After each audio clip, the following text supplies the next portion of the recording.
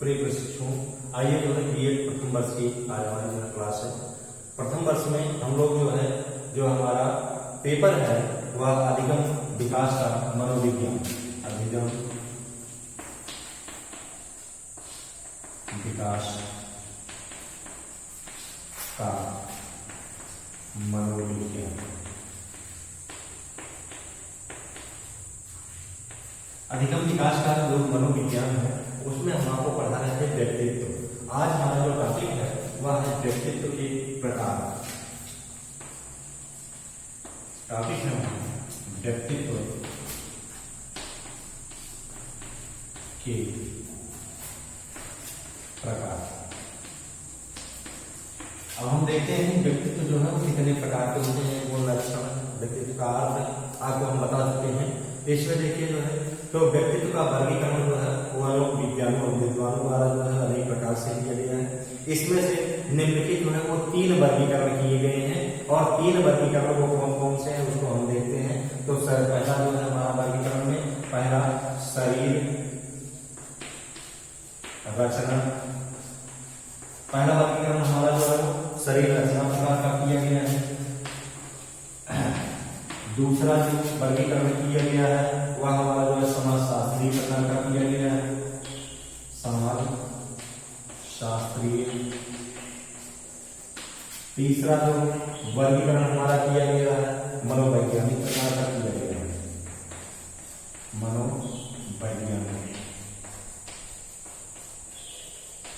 मनोवैज्ञानिक प्रकार का किया गया है। तो अब देखिए जो है 3 प्रकार से शरीर रचना का प्रकार हो गया, समाजशास्त्रीय प्रकार हो गया और मनोवैज्ञानिक प्रकार। अब आइए जो है इनके सबके हम लक्षणों को देखें जो है कि शरीर रचना पहले हम देख लेते हैं। शरीर रचना प्रकार में जो है वो कौन कौन से लक्षण पाए जाते हैं या इसको जो है कौन विशेष रूप से डिफाइन किया है, इसको हम देखें तो जर्मन विद्वान ने जो है क्रेचमर, इन्होंने जो है ये क्या किए थे, क्रेचमर ने अपनी एक पुस्तक लिखी थी जो है क्रिएटिव एंड कैरेक्टर, PHY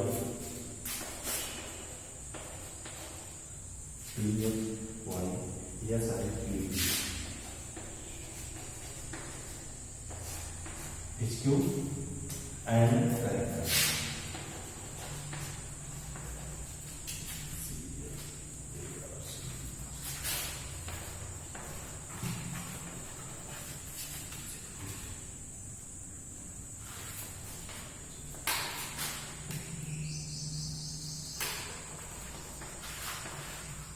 इस पुस्तक में जो है क्या किए थे, उन्होंने जो है इसके शरीर रचना के प्रकार के बारे में जो है उन्होंने बताया था कि यह जो है वो 3 भागों में इसको पुनः बांट दिए थे।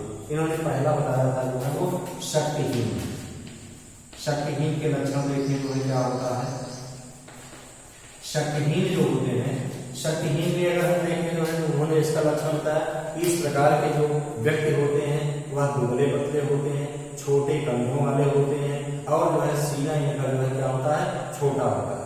उनके मुंह की बनावट जो है वो किस प्रकार से होती है, गोलाकार होती है। उसके साथ साथ वह दूसरों की आलोचना जो है वो करना पसंद करते हैं और दूसरों से अपनी आलोचना जो है वो सुनना नहीं पसंद करते। देखिए एक बार फिर इनके लक्षणों को देख लें कि ये क्या होते हैं, व्यक्ति जो है वो दुबला पतला होता है, कंधे जो है वो छोटे होते हैं, उसके साथ साथ जो है भुजाएं इनकी पतली होती हैं, सीना जो है इनका छोटा होता है, मुंह की बनावट जो है वो गोलाकार होती है और दूसरों की आलोचनाएं करना पसंद करते हैं, अपनी आलोचना जो है सुनना पसंद नहीं करते। दूसरा प्रकार हम देखें जो है वो खिलाड़ी। दूसरा प्रकार हमारा है खिलाड़ी। दूसरा प्रकार जो है वो खिलाड़ी का है। तो खिलाड़ी में देखिए जो है इस प्रकार के जो व्यक्ति होते हैं, जो खिलाड़ी होता है हमारा उसका शरीर जो है हृष्ट पुष्ट एवं स्वस्थ होता है। उसके साथ साथ सीना इनका चौड़ा उभरा हुआ, कंधे चौड़े, भुजाएं जो है वो मजबूत होती हैं, चेहरा जो है वो देखने में क्या होता है, अच्छा होता है, दूसरे व्यक्तियों से यह जो है वो सामंजस्य करना जानते हैं। तीसरा जो हम देखें जो है इसमें तीसरा हमारा जो है वो वह है नाटक। तो नाटा सबसे ही स्पष्ट है। इस प्रकार के जो लक्षण पाए जाते हैं व्यक्तियों में वह जो है क्या होगा, छोटा होगा, गोल होगा, मोटा होगा और चर्बी वाला होगा। ठीक है, उसके प्रथमता लक्षण ये देखे जाते हैं। उसके बाद देखिए उसका सीना जो है वो नीचा होता है, चौड़ा पेट आगे की ओर निकला हुआ होता है और चेहरा उसका क्या होता है, गोल होता है। उसके साथ साथ वह जो है आराम तलब अधिक होता है ना। इस प्रकार से जो है वो डाटा हो जाता है। आइए हम दूसरा प्रकार देखते हैं, समाजशास्त्री प्रकार में। समाजशास्त्री प्रकार दूसरा हमारा है समाज शास्त्रीय प्रकार। तो समाजशास्त्री प्रकार को अगर हम देखते हैं तो क्या है, समाजशास्त्री प्रकार में देखें तो स्प्रिंगर महोदय ने जो है एक अपनी पुस्तक लिखी थी, types of mind. Types of mind. तो टाइप्स ऑफ माइंड में जो है उन्होंने जो है व्यक्ति के सामाजिक कार्यों और स्थिति के आधार पर से जो सामाजिक कार्य है और उसकी समाज में क्या स्थिति है उसके आधार पर उन्होंने व्यक्तित्व को जो है कितने प्रकारों में बांटा, 6 प्रकारों में बांटा। इन्होंने बताया जो है व्यक्तित्व जो है वो 6 प्रकार के होते हैं समाजशास्त्री अगर आधार पर देखा जाता है। तो पहला हमारा जो है वो सैद्धांतिक रूप में देखिए, पहला जो हमारा है वह सैद्धांतिक।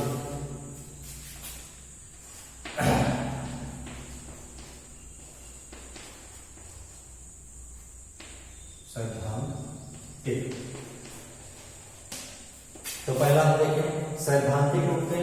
तो सैद्धांतिक प्रकार में देखें कि इसके लक्षण क्या पाए जाते हैं। सैद्धांतिक के लक्षण क्या पाए जाते हैं, इसमें पहले देखें कि इस प्रकार का व्यक्ति जो है वो क्या होता है, व्यवहार की अपेक्षा सिद्धांत पर अधिक बल देता है।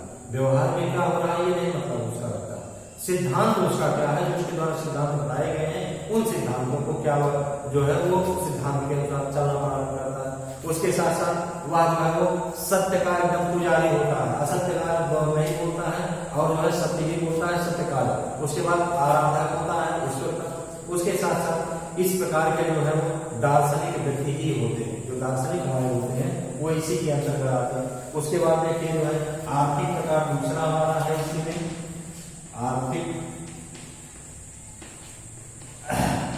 आर्थिक का जो है सिस्टम, उसमें देखिए जो है इस प्रकार का व्यक्ति जो है वो क्या होता है, उसके तो आर्थिक की जीवन की सभी बातों को कोई भी अगर उसके जीवन में कोई भी पहलू आता है, कोई भी उसका कार्य होता है तो निश्चित रूप से आर्थिक दृष्टि पहले उसका मूल्यांकन करता है कि इस कार्य को करने से हमको क्या लाभ होगा, क्या हानि होगी।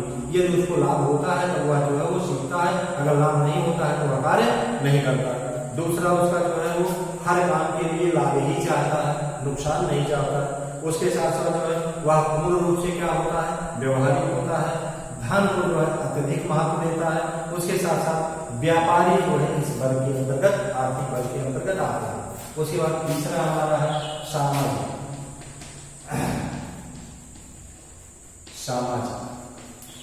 तो सामाजिक का देखते जो है, सामाजिक में क्या है, इस प्रकार के जो व्यक्ति होते हैं वह जो है वो प्रेम के जो पुजारी होते हैं, वह दया और सहानुभूति में विश्वास रखते हैं, सत्य और मानवता में उनमें जो है अगाध श्रद्धा होती है।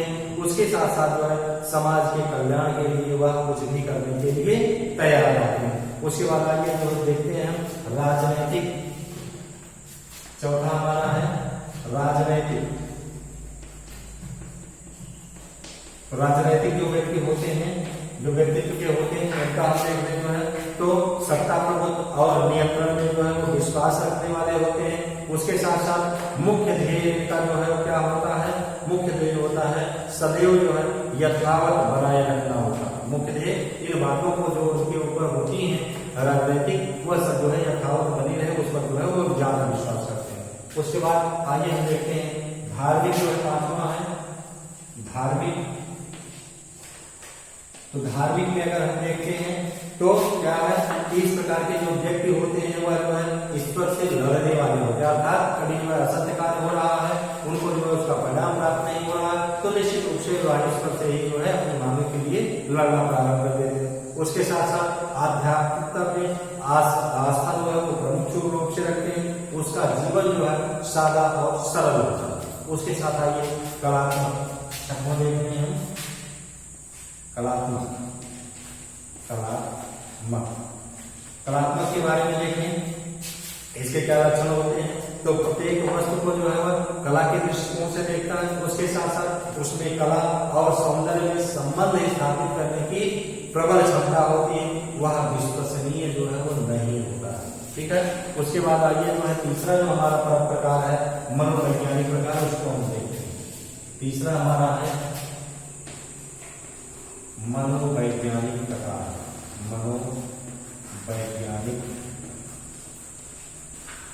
मनोवैज्ञानिक प्रकार। तो मनोवैज्ञानिक प्रकार में देखें क्या है मनोवैज्ञानिक प्रकार में। तो मनोवैज्ञानिकों ने जो है मनोवैज्ञानिक लक्षणों के आधार पर व्यक्तित्व का वर्गीकरण किया है, जिसमें जो है उन्होंने जुंग का वर्गीकरण, जुंग नाम सुने होंगे आप, जुंग का जो वर्गीकरण है, उसी वर्गीकरण को जो है उन्होंने जो है वो दिया है कि इसके जो है जुंग का वर्गीकरण जो है वो दो प्रकार से बताया गया है। जुंग के वर्गीकरण को जो है वो दो प्रकार से बताए गए हैं, उसको देखें। दो प्रकार कौन कौन से हैं, दोनों प्रकार का हम लोग अध्ययन करें। तो इसमें देखिए दो प्रकार इन्होंने, एक जो है अंतर्मुखी बताया है और दूसरा जो है वो बहिर्मुखी बताया है। तो अंतर्मुखी को देख लें। अंतर्मुखी को देखें कि अंतर्मुखी क्या है ना।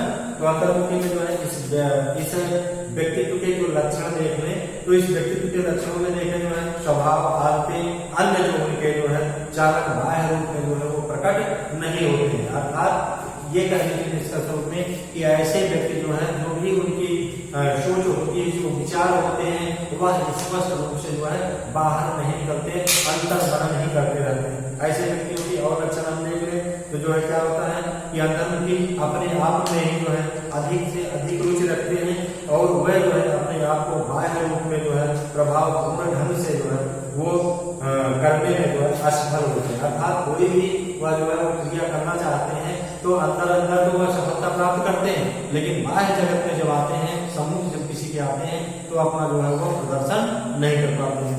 उसके बाद दूसरा इसमें देखें हम जो है कि वह संकोची होने के कारण, संकोच होता है, कोई भी बात अपने जो है दूसरे के सम्मुख व्यक्त नहीं कर पाते हैं, तो संकोची होने के कारण अपने विचारों को स्पष्ट रूप से क्या करते हैं, व्यक्त करने में कठिनाई अनुभव करते हैं। उसके बाद देखिए जो है उनके और उनके साथियों के बीच में जो वह स्वयं होते हैं अंतर्मुखी व्यक्तित्व वाले और जो उनके साथी होते हैं, एक प्रकार की दीवार होती है। दीवार क्यों हो जाती है, क्योंकि उनका साथी अगर बहिर्मुखी है, वह जो है अपनी बातों को जो है पूरा उनको बता रहा है और दूसरा जो अंतर्मुखी है अपनी बातों को नहीं बता रहा, तो दोनों में निश्चित रूप से विभेद उत्पन्न हो जाता है और एक दीवार के रूप में हो जाता है। उसके साथ साथ आवश्यकता से अधिक जो है ये लोग अंतर्मुखी जो होते हैं वह शर्मीले होते हैं, उसमें जो है अंतःक्रियात्मक सदैव गतिशील अवस्था में जो है वो विद्यमान रहती है, सदैव जो है अपने अंतर में कुछ न कुछ मनन करते रहते हैं। उसके बाद सबसे बड़ी विशेषता जो है ये कल्पना के संसार में, वास्तविकता के संसार में कम रहते हैं, कल्पना के संसार में अधिक रहते हैं। उसके साथ साथ इस प्रकार के जो व्यक्ति होते हैं दार्शनिक होते हैं या तो विचारक होते हैं। आइए जो अंतर्मुखी के बाद हम जो है इसमें देख लेते हैं बहिर्मुखी।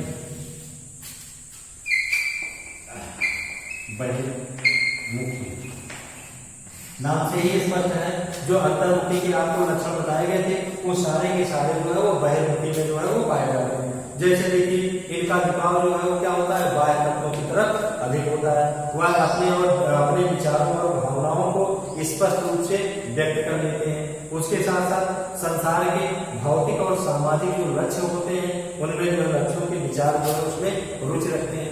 उसके साथ साथ जो इनका और होता है बाह्य सामंजस्य के प्रति सदैव सचेत रहते हैं और उसके साथ साथ कार्यों और कल्पनाओं में विश्वास रखते हैं। ये सिर्फ और सिर्फ जो है कल्पना में जो है वो नहीं रहते बल्कि कार्यों में भी विश्वास रखते हैं। इस प्रकार से हम देखें जो है कि अंतर्मुखी के जितने लक्षण है उसके सब विपरीत जो है वो बाह्यमुखी के लक्षण पाए जाते हैं। इस प्रकार से हमारा ये टॉपिक आज का समाप्त होता है।